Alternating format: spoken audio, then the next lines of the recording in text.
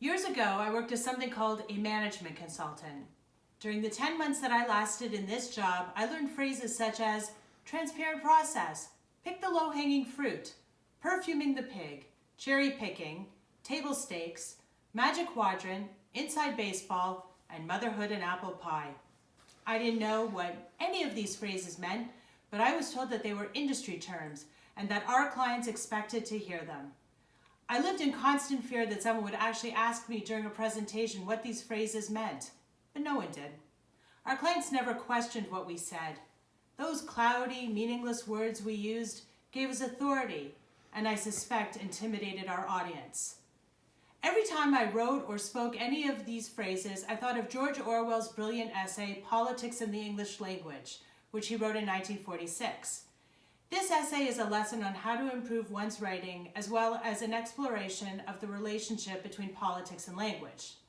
As Orwell writes, one ought to recognize that the present political chaos is connected with the decay of language. Much of what Orwell wrote in this essay remains as applicable to our lives today as it did then.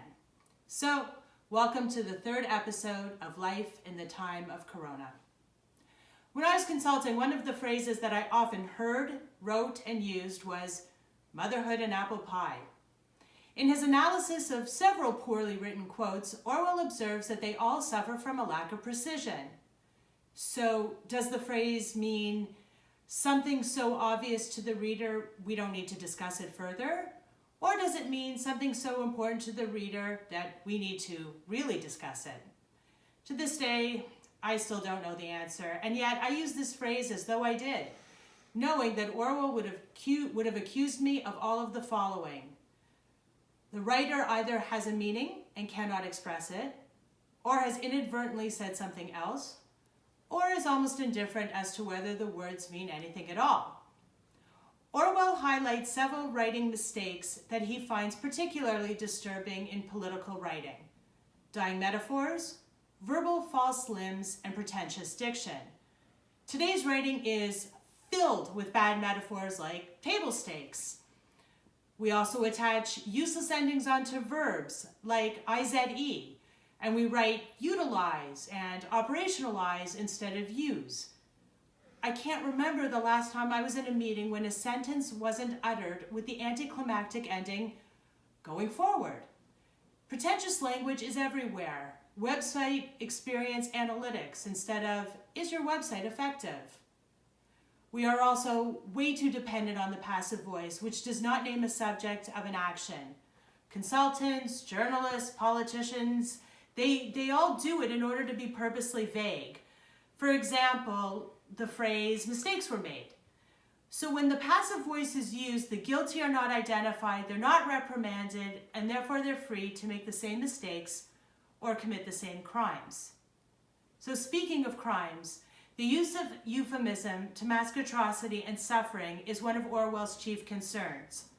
A euphemism is when you use a vague and sometimes misleading word to cover up something unpleasant.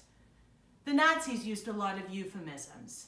Final solution to mean extermination, special treatment to mean execution, and showers to mean gas chambers. Euphemisms are used by politicians to deliberately blind and deafen us to the suffering so that we say whatever. And whatever is the enemy of empathy. You should always be on guard for that kind of language and call it out when you see it. Orwell also mentions that the whole tendency of modern prose is away from concreteness. Can you even imagine what he would have said about a phrase like perfuming the pig, or low-hanging fruit, or stickiness? Or how about this sentence that I wrote for a hospital strategic plan? This medical institution needs to identify a method to create a culture of measurement and accountability, driven to continuously measure the quality and cost effectiveness of its market-leading services currently under deployment. Seriously? Like, what does that actually mean? And yet for this nonsense, my client paid my employer $1,000 a day. George Orwell would have fired me on the spot, and he would have been right. We, the audience, have not only encouraged this kind of language, we now expect it. When people speak clearly and simply, we think they're stupid. We want to hear long words and foreign terms because we believe that the people uttering these sounds are smarter than us. And so whatever they say, regardless if they have the experience or the knowledge to say it, is right. We become silent when we hear people speak like this. And when we do, we give up our responsibility to think for ourselves. Many of us want to be fooled into thinking that others know better than we do. Even though he is writing in a different context, Orwell describes this insanity perfectly. He writes, "When one watches some tired hack on the platform mechanically repeating the familiar phrases, sexual atrocities, iron heel, bloodstained tyranny, free peoples of the world, stand shoulder to shoulder, one often has a curious feeling that one is not watching a live human being, but some kind of dummy. A feeling which suddenly becomes stronger at moments when the light catches the speaker's spectacles and turns them into blank discs which seem to have no eyes behind them. And this is not altogether fanciful," says Orwell.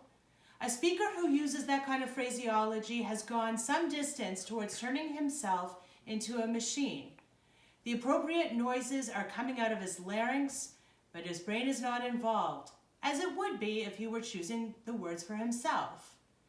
If the speech he is making is one that he is accustomed to make over and over again, he may be almost unconscious of what he is saying, as is one when one utters responses in a church. And this reduced state of consciousness, if not indispensable, is at any rate favorable to political conformity." So why do we allow this to happen?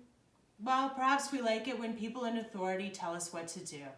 Perhaps we are lazy or busy, afraid to make decisions, or we don't know the answer, but we don't want to appear ignorant. What this essay tells us is that how we write today, with a total lack of clarity, by being passive, by using big words, it induces conformity in the masses and suppresses the urge to question authority. And we know that in both politics and business, the consequences have been disastrous. As far as I'm concerned, this essay should be the first piece of required reading for every college or university student, not only because it is brilliant, but because it is a warning as prevalent in 1946 as it is today. A year or two before Orwell wrote this essay, the Nazis murdered a brilliant theologian named Dietrich Bonhoeffer. His legacy of resistance is the topic of next week's Life in the Time of Corona. And finally, for those of you who heard last week's podcast when I mentioned Anne Applebaum's New Atlantic article, When Disease Comes, Rulers Grab More Power, I heard this morning that Hungary's Prime Minister Viktor Orban has been granted indefinite, unlimited powers with this new coronavirus bill. So remember what Timothy Snyder says: be calm when the unthinkable arrives. Authoritarians exploit such events to consolidate power. Stay healthy. Thank you.